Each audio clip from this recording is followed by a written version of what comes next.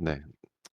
사실 이제 요거 작성을 하고 나서 이제 생각을 해 보니까 별 대단할 거는 없는데 그냥 오늘 발표는 그냥 제 머릿속에 이제 생각하고 있는 것들에 대해서 좀 정리를 하기 위한, 그러니까 어디까지나 저를 위한 발표라고 생각을 하시고 듣는 오늘 청취자가 많이 없으신데 이 내용 별로 이 먹잘거리 없네 싶으시면은 그냥 넘어가셔도 될 것 같습니다. 예. AI로 코드를 공부하는 방법의 한 예라고 이제 제가 최근에 계속해서 그냥 시간 날 때마다 이제 깨작거리고 있는 프로젝트 가지고 좀 많이 고민을 하면서 이런저런 실험을 해보고 있어요. 오늘 발표할 거는 이제 그 실험의 한 이제 작은 결과라고 보시면 될 것 같고요.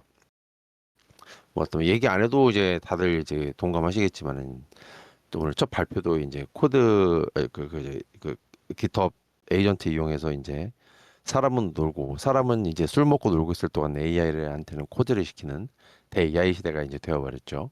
근데 이제 AI로 코드를 작성하는 게 사실 이제 지금도 보면은 뭐 좋다는 사람도 있고 나쁘다는 사람도 있고 좀 많이 갈리는 것 같아요. 근데 이제 뭐 그 이유는 당연히 뭐 여러 가지가 있긴 하겠지만은 제 생각에는 결국에는 이제 우리가 얼마나 AI한테 질문을 잘 던져야 되는가가 사실 가장 큰 그 이제 AI를 잘 쓰기 위해서 이제 필요한 선제 조건이 아닌가 싶긴 하거든요. 근데 또 생각을 해보면은 우리가 아무리 질문을 잘한다고 한들 AI는 사실상 뭐 의식의 흐름대로 코드를 뽑아낸다는 태생적 한계점이 있죠. 뭐 어떻게 준다고 하더라도 결국 LLM 자체는 이제 그 다음에 올 단어를 이제 확률적으로 예측을 하는 거니까요. 그러니까 확률적으로 높은 코드를 얘는 뽑아낼 뿐이지, 뭐 좋은 품질의 코드라거나 이제 그런 거를 주는 거는 아니라고. AI는 절대로 좋은 품질의 코드를 주는 게 아니라 그냥 확률적으로 높은 코드를 준다. 근데 그나마 상당히 많은 베스트 프랙티스를 얘가 이제 우리가 교육을 시켜놔서 그래서 좀 괜찮은 성능이 나오지 않나 저는 그렇게 생각을 하고 있습니다. 뭐 어쨌거나 AI는 이렇게 참 많은 베스트 프랙티스를 이제 잡아먹어서 이제 학습을 시켜서 얘는 구조는 알고 있어요. 뭐가 좋은지 얘는 알고 있는데 개발자가 이야기하기 전까지는 얘는 지가 알고 있는 거를 써먹지 못한다는 그런 한계가 있는 것 같아요. 그래서 우리가 AI를 어떻게 써먹을까? 뭐 AI로 코드를 만드는 것도 방법이지만은 AI를 코드로 만들어 가지고 그거를 이제 뭐 실제 프로덕트나 이제 그런 데 쓰는 게 약간 좀 미더우신 분들한테는 AI로 코드를 분석하는 쪽으로 쓰는 거를 저는 일단 좀 시작적으로 제안을 해보고 싶거든요. 그래서 이제 뭐 제가 생각을 해봤을 때 AI로 코드를 분석하는 결국 코드를 분석하는 거는 결국 이제 하나의 좀 RAG의 이제 응용 사례고, 그리고 RAG는 여기저기서 이제 또잘 되고 있으니까 상당히 좀 검증된 방법이 아닌가 저는 그렇게 생각을 합니다. 근데 요거는 제 생각이고요. 사실 저는 AI 잘 모릅니다. RAG도 잘 모르고요. 저는 아무것도 몰라요. 아무것도 모르지만 통방으로 봤었을 때 결국에는 우리가 AI한테 코드를 이제 RAG 형태로 이제 볼 수 있도록 만들어주면은 AI가 우리가 이제 생각하는 거에 대해서 잘 코드를 알려주지 않을까 그렇게 생각이 들어서, 그래서 이제 하나의 사례로서 AI로 만든 코드를 이제 사람이 또 학습을 해서 이제 이해하는 법에 대한 이야기를 좀 이제 만들어 봤습니다. 그래서 오늘 보여드릴 거는 뭐 코드 자체도 다 AI로 만들었고요. 개발은 이제 키로로 했고, 아마 키로가 그때 이제 제가 썼을 때 아마 이제 챗 GPT 5 모델이었을 거예요. 그리고 이제 이제 개발 코드는 키로로 만들었고, 그리고 그 코드를 이제 개발자가 이제 공부하는 이제 그 학습 도구라고 할까요? 이제 그 코드 학습 도구는 이제 제미니 CLI를 이용을 해서 이제 요거를 실행해 봤습니다. 그래서 이제 프로젝트 구조는 뭐 제가 이제 늘 보여드리는 이제 제가 혼자서 이제 깨짝대고 있는 그 프로젝트고요. 네. 뭐 요거는 이제 링크가 필요하면 제가 이제 전달 드리도록 하겠습니다. 그래서 이제 AI한테 먼저 이제 내가 프로젝트를 만들었을 때 키로로 작업을 하게 되면은 그 키로 안에 이제 스펙 드리븐 디벨롭먼트처럼 이제 어떤 스펙 문서를 이제 만들어서 주게 되거든요. 그래서 일단 그 스펙 문서를 이제 인식을 시켜요. 그래서 AI한테 이제 디렉토리 문서를 읽어가지고 이 프로젝트에서 이제 파악을 해라. 그러면 AI가 이제 쫙 읽고 이제 나는 프로젝트를 이해를 했다. 이제 이런 식으로 이제 우리가 자주 보는 이제 그런 텍스트가 뜨죠.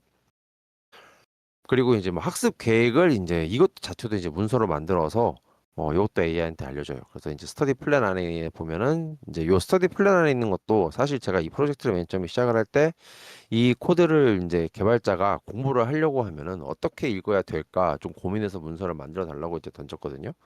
그 스터디 플랜 안에도 보면 이제 그런 문서들이 있어요. 그래서 이제 스터디 플래너에 이제 문서를 읽어가지고 이제 개발자의 코드 공부를 돕기 위해서 이제 뭘 해야 되는지 알려줘라. 근데 보면은 스터디 플랜에 이제 스텝.02.md 파일은 제가 이제 평가해야 할 개발자 기록을 잊지 말아달라고 저렇게 써놨죠. 이제 저는 제가 실질적으로 그 개발 계획 그 코드 공부 계획을 읽고 나서 제가 나름대로 이제 만든 이제 답안지거든요. 그래서 이제 그 답안지는 빼고 이제 실질적으로 이제 얘가 어떤 이제 공부를 해야 되는지 그 프로젝트 안에 이제 그 개발자가 공부를 한다면은 이제 어떤 문서를 알고 있어야 되는지 AI한테 이제 똑같이 이제 학습을 시켜 주는 거예요.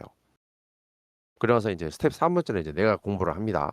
그래서 이제 아까 제가 말씀드렸던 요 위에 요 스텝 02.md 파일 안에 이제 들어있는 게 이제 요런 내용들이거든요. 그래서 뭐 도큐먼트, 서치 리서치 같은 이제 저런 그 클래스의 차이점을 설명할 수 있다. 이제 저런 것들을 이제 저런 것도 사실 AI가 이제 그 시험처럼 이제 문제를 내준 거고 그래서 이제 내가 요거에 대해서 이제 쭉 공부를 해가지고 이렇게 이제 적어 놔줍니다. 그렇게 한데 이제 마지막에 AI한테 내가 이제 공부한 게 맞는지 평가를 해줘. 그래서 이제 이런 식으로 이제 쭉 내 답안지를 네가 이제 평가해 봐라.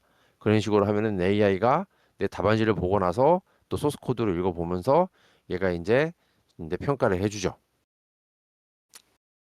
이제 요렇게 실험을 해본 이제 강점은 뭐냐면은 이제 스펙 기반으로 AI가 코드를 만들었으니까 내가 AI한테 어떤 문서, 어떤 코드 학습하라고 이제 알려줄 수가 있고요. 그리고 AI에게 알려준 문서가 어떤 내용인지 나도 이제 알고 있어요. 그러니까 한마디로 말하자면 코드와 문서가 자연스럽게 머릿속에서 연결된다는 이제 장점이 있죠. 그리고 뭐 만약에 이제 저런 이거를 만약에 뭐 어떤 회사에서 이제 어떤 프로젝트에서 이제 하고 있다고 하게 되면은 이제 새로 이제 온보딩한 사람한테 이 코드를 어디서부터 봐야 할지 그리고 내가 이 코드를 봤었을 때 약간 좀 아리까리한 부분이 있는데 이게 맞는지 틀린지 옛날 같으면은 이제 아마 자기의 이제 사수를 붙잡고 물어봤을 겁니다. 근데 지금은 사수를 붙잡고 그 뭐 사수님 모르겠는데 알려주세요. 잠깐 시간 좀 되실까요? 그렇게 하소연할 필요가 없죠. 내향성인 개발자들한테 정말 아주 좋은 세상이 됐다. 그렇게 생각이 되고요. 근데 이제 이 실험이 이제 약간 허점하고 좀 보완해야 될 부분이 있어요. AI가 이해할 수 있는 수준의 스펙 문서가 이제 없으면은 사실 이런 방문은 자체는 작동을 하지 않습니다. 그래서 스펙 문서가 없을 때는 결국에는 이제 스펙 문서부터 이제 만드는 작업을 이제 해야 돼요. 그리고 사실 요게 제가 항상 저는 AI로 뭔가를 하면서 제일 찜찜한 게 바로 두 번째거든요. AI가 하는 모든 일이 그렇듯이 대체 어떻게 돌아가는 건지 모니터링 할 수가 없어요. 그래서 항상 보면 검증 시켜보는 방법밖에 없어요. 답안지를 저는 두 번 정도 검증을 시켜봤거든요. 근데 다행스럽게 두 번 검증했었을 때는 다 좋은 답변이라고 했지만은 이걸 또 했었을 때 또 세 번째, 네 번째 하면은 또 어떤 답변이 나올지 약간 항상 마음속에 좀 찜찜한 마음이 있더라고요. 그래서 이 사실 이렇게 뭐 계속해서 검증시킨 거 내가 답은지 검증해봐 또 검증해봐 틀린 데 없는데 다시 또 재검해줘 이거 자체가 또 어떻게 보면 시간을 잡아먹는 거기 때문에 이 부분에 있어서는 약간 좀 허점이 아닌가 싶은 생각이 있어요. 또 이게 여기다 써놨듯이 코드 베이스가 이제 작으면 상관이 없는데 코드 베이스가 되게 거대하게 되면은 정말 많은 시간을 이제 잡아먹을 수 있죠. 뭐 그냥 결론적으로 어찌됐건 총평을 해보자면은 이 실험 자체가 좀 흥미롭기는 했어요. 그리고 이제 사람이 그 코드에 대한 답안지를 작성을 하고 그 답안지를 이제 AI가 실제 코드하고 비교해 보면서 너는 코드를 잘 이해하고 있는 것 같아. 너는 이 코드에 대해서 어느 정도 이해도가 있는 것 같아. 그런 식으로 이제 평가를 해주는 게 상당히 좀 제가 봤을 때는 나쁘지 않았다. 그래서 이제 온보딩한 사람한테는 상당히 도움이 되지 않을까 그런 생각이 많이 들었습니다. 이제 여기까지가 이제 총평이고요. 어나더 원이 있는데 제가 요거를 작업을 하고 나서 보니까 근데 비슷한 게 이미 있더라고요.